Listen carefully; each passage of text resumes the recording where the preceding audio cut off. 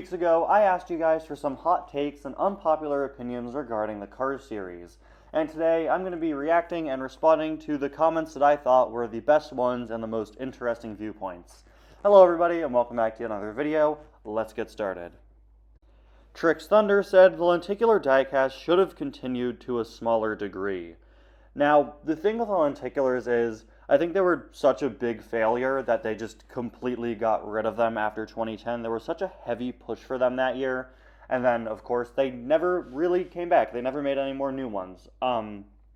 And I honestly think that was for the better, but for them to have continued to a smaller degree, I think that's a pretty solid point. In 2013 and 2014, they did those special edition sort of holiday re-releases of the lenticulars, and I think it would have been nice to see that continue. Maybe not for the holiday season, because that was kind of a weird combo, but just like once a year, have a special small wave of lenticulars, maybe as a store exclusive, and maybe release a few new ones. Like they could have done a few from Cars 2 or 3. I don't think bringing them back now is a good idea.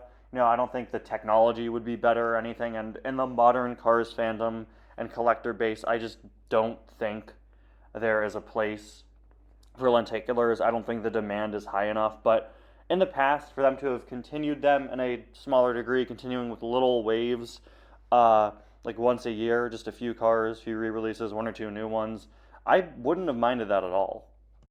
Also, said by Trix Thunder, the NASCAR line should be massively expanded to creating car versions of all kinds of racing drivers from all eras. And yeah, in hindsight, the NASCAR line was super cool, but there is a lot of missed potential there.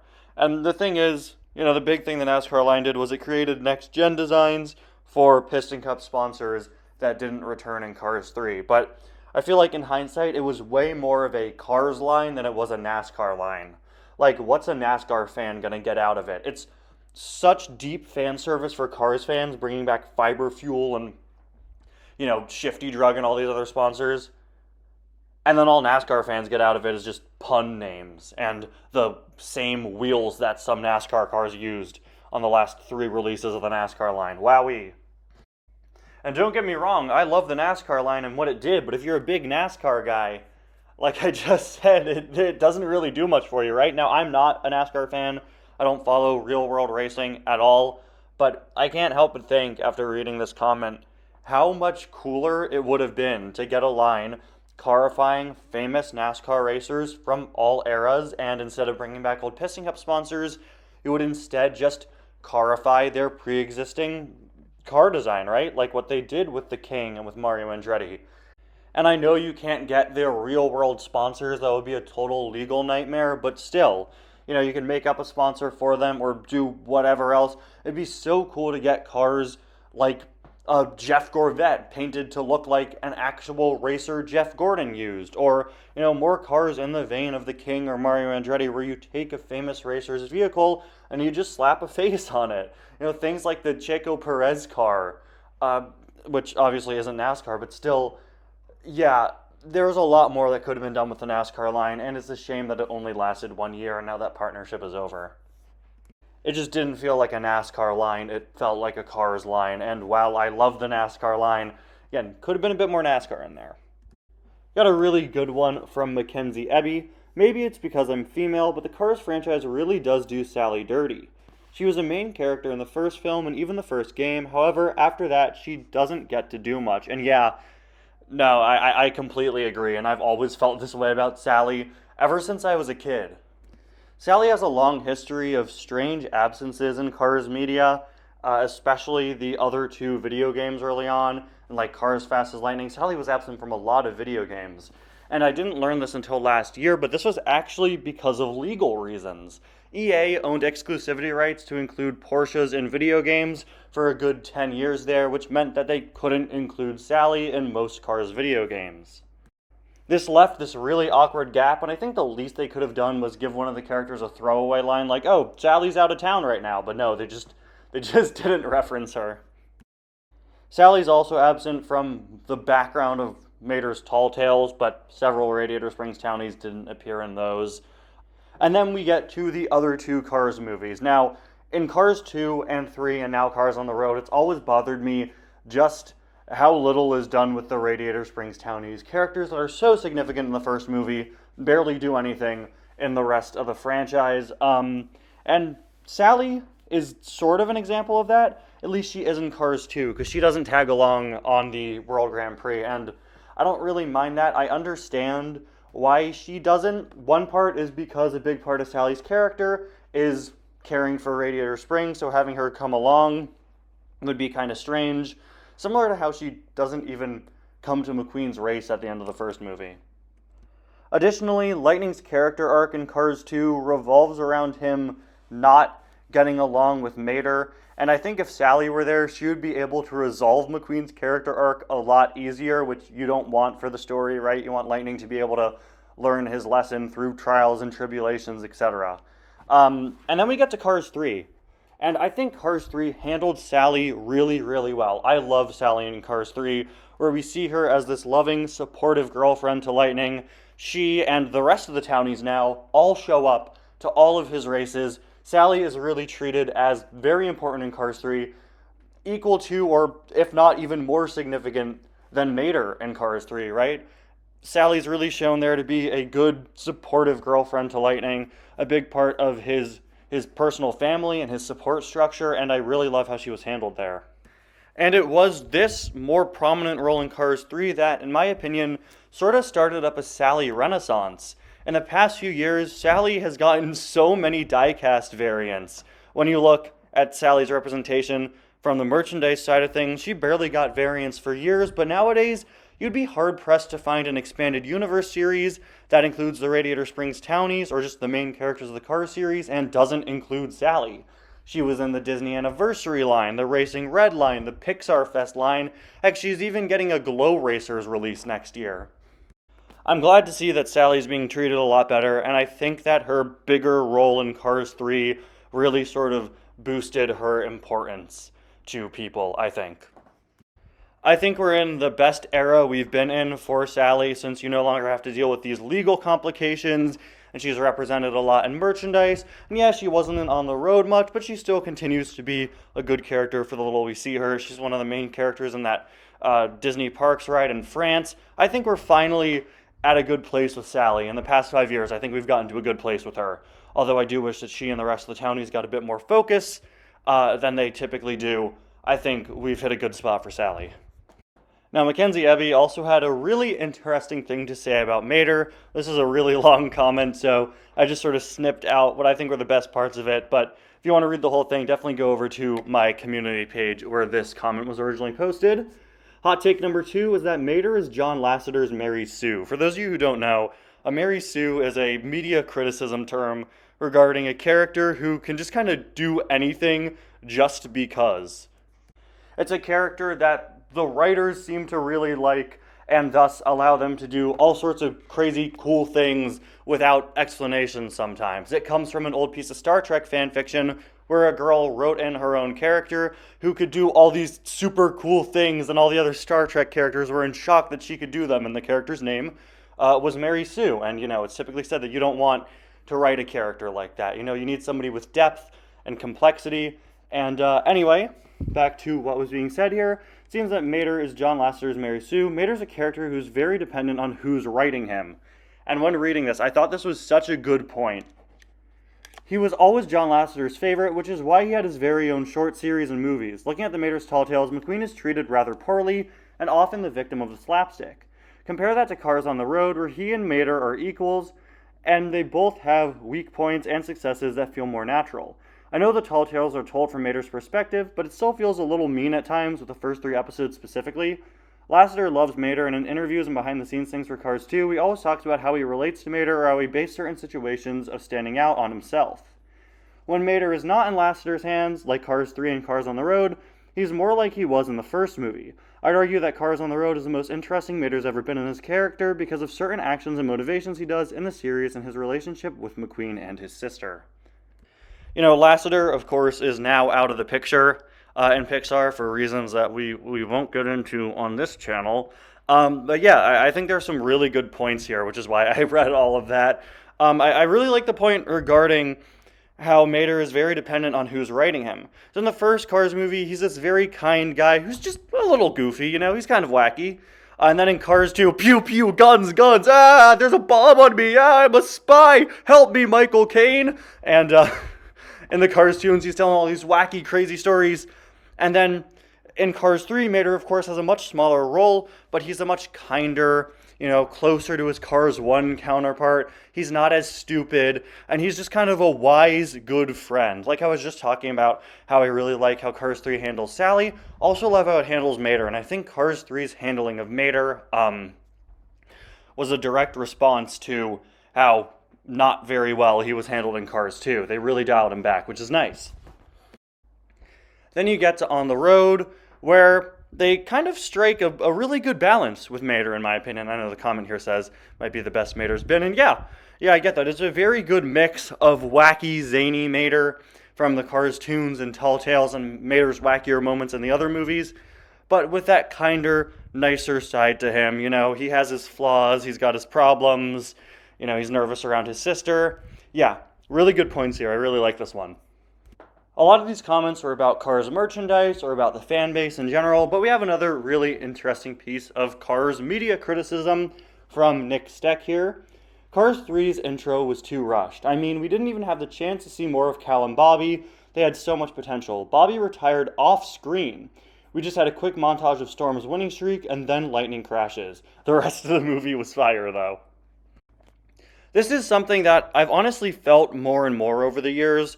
I feel like every time I rewatch Cars 3, Cal and Bobby leave the picture earlier and earlier.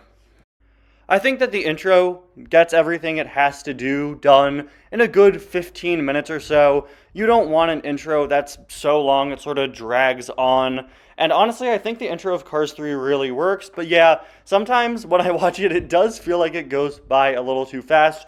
Maybe a few more minutes could have benefited it. But as it is, I think it's all right. I think it's pretty good. I really like the opening of Cars 3. But yeah, I really like this point because it's something I've definitely felt on rewatch. Now, regarding Cal and Bobby's potential, I think you have to look at it from the perspective of storytelling, of screenwriting, right? Bobby and Cal only exist to perpetuate Lightning's character arc. Bobby and Cal, hate to say it, guys, everyone loves Bobby and Cal. I love Bobby and Cal, some of my favorite Cars characters, actually. But they are in the story so that they can leave the story. They are there so that they can be fired. Cars 3 opens, and we understand very quickly that Lightning, Bobby, and Cal are very good friends. And then Jackson comes in, and boom, just like that, Cal has to retire. It was done this way, it was done this quickly to show you just how fast Lightning feels his world is changing. All of a sudden, this random new guy shows up, and hold on, one of my best friends has to leave his job? And then regarding Bobby and you not seeing him get fired on screen, I think that's once again the point.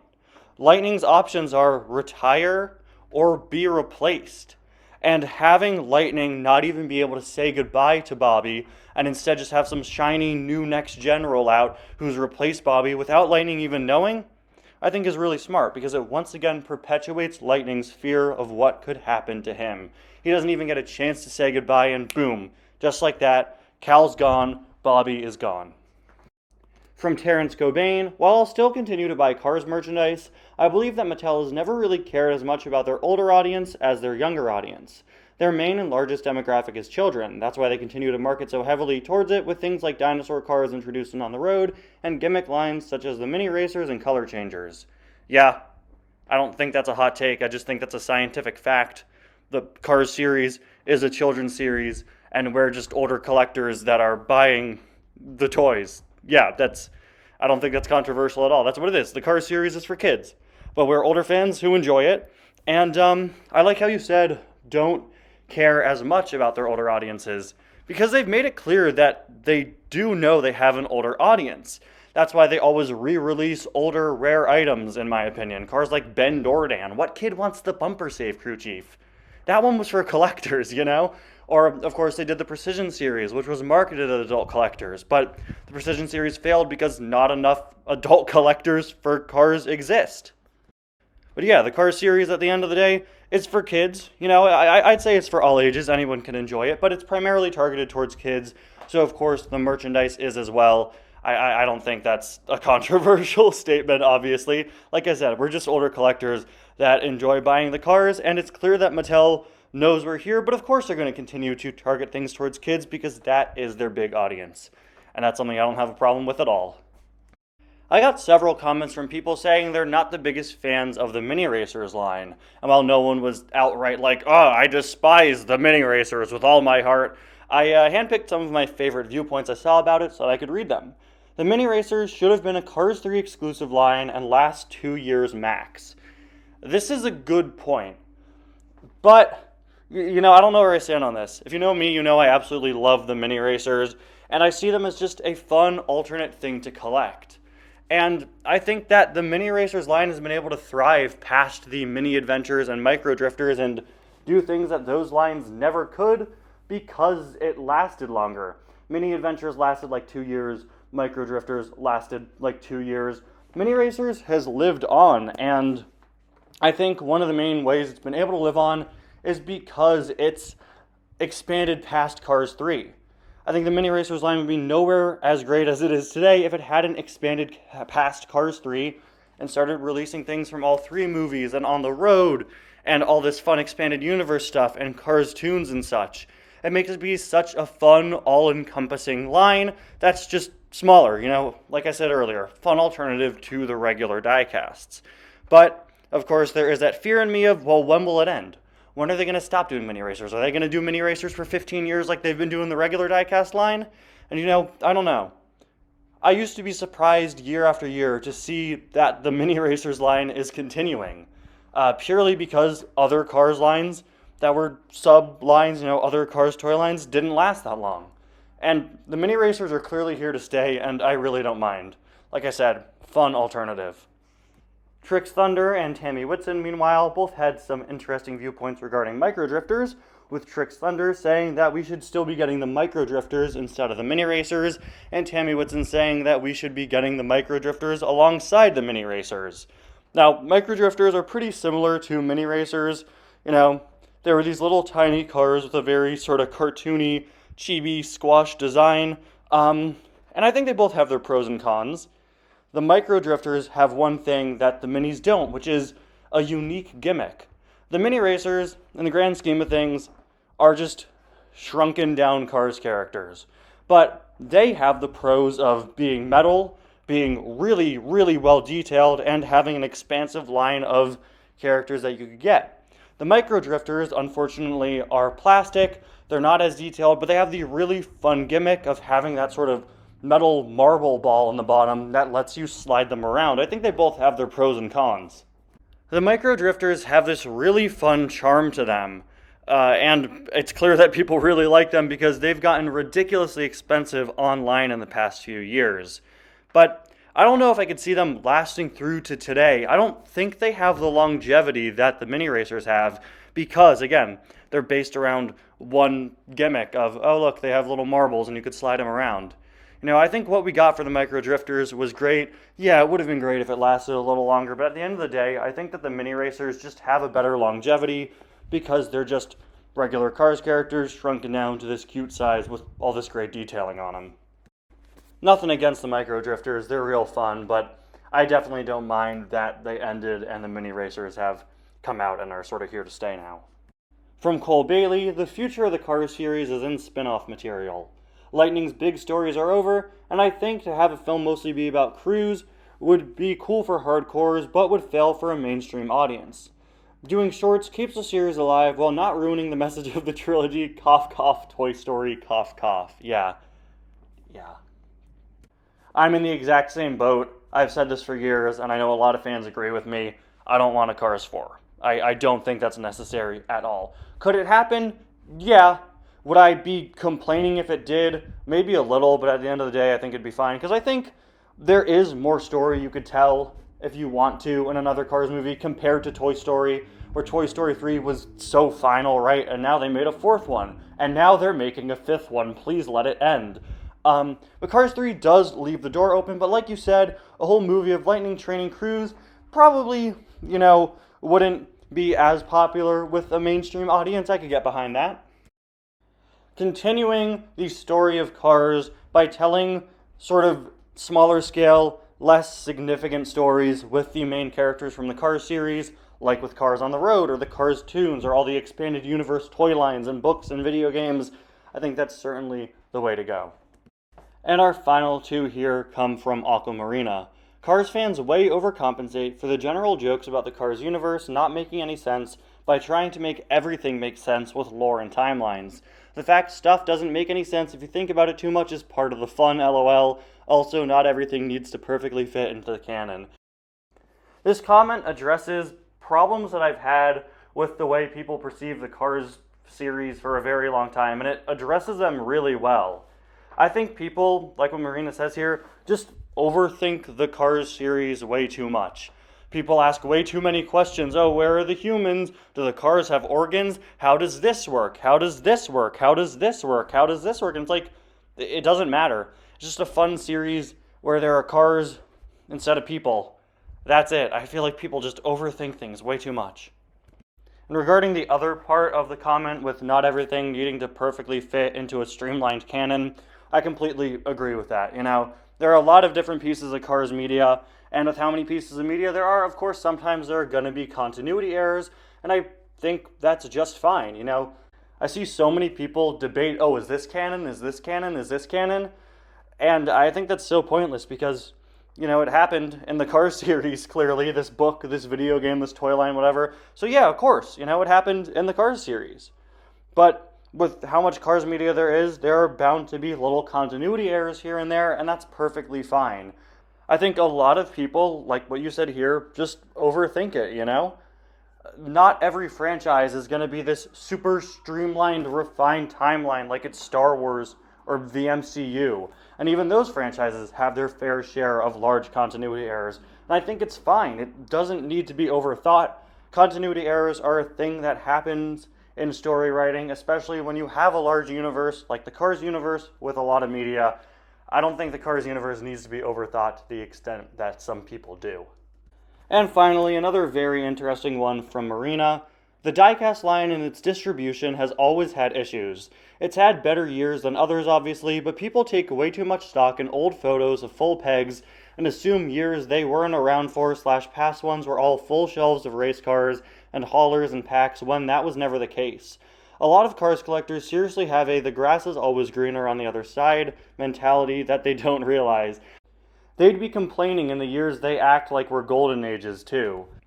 I think this one brings up some really, really good points.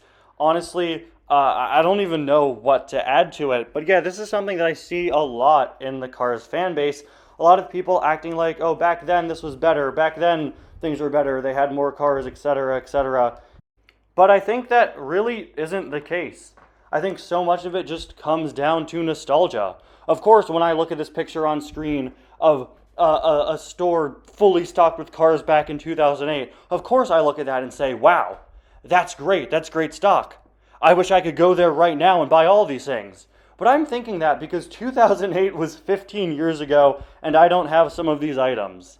I think a lot of people will cling to, oh, well, it was better, collecting cars was better when I was a kid, purely because you were a kid back then, It was a different experience getting to go to a toy store and looking through all of the cars. Distribution for the Cars line, like Marina said, has always been hit or miss. We've just gotten older, and thus our perspective on buying things has changed. We, as older collectors, teenage adult collectors, are a lot more critical, a lot more analytical of what comes to store shelves, But it always was this way, and if you don't believe me, you go back to all the old Take 5 Day articles, talking about the early Cars diecast line from the perspective of adult collectors that were writing those articles.